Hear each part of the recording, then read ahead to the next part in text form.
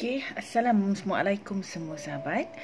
Hari ini saya nak kongsikan kelebihan membaca surah Al-Mulk dan As-Sajadah yang saya baru dapati daripada pembacaan saya melalui buku Fadilat Amal.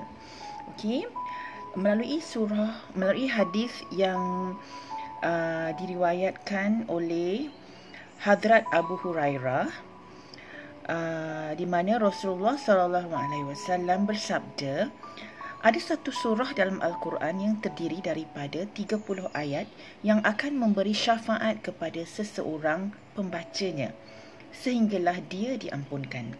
Surah itu adalah surah Tabarakallazi, iaitu surah Al-Mulk. Hadis riwayat Ahmad dan Ibnu Hibban dalam sahihnya.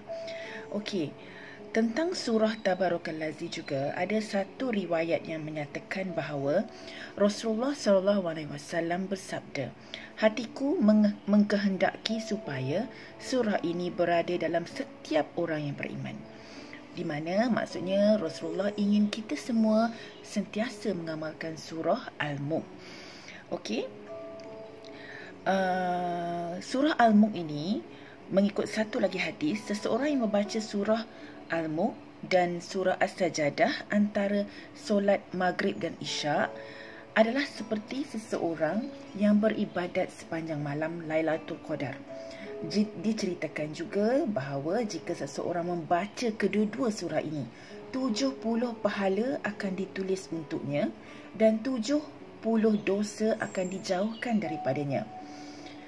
Jadi membaca dua surah ini menyamai pahala seperti kita beribadat pada malam Lailatul Qadar. Sangat hebat ganjaran yang kita perolehi bila kita selalu membaca surah Al-Mulk dan kemudian kita bersambung dengan surah As-Sajadah.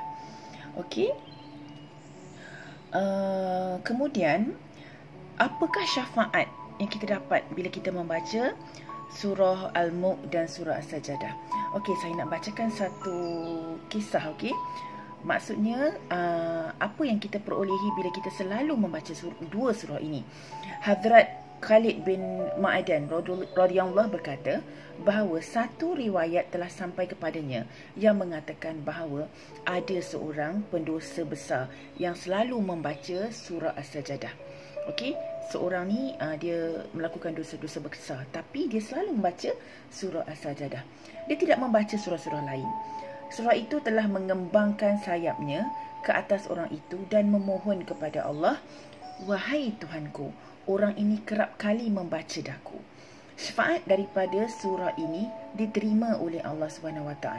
Maka kerana itu diperintahkan supaya setiap dosanya digantikan dengan pahala. Di sinilah juga kita faham sebenarnya surah ini, surah As-Sajadah, akan merayu bagi pihak pembacanya dalam kubur dan berkata, Ya Allah, jika aku ini berada dalam kitab-Mu, maka terimalah syafaatku.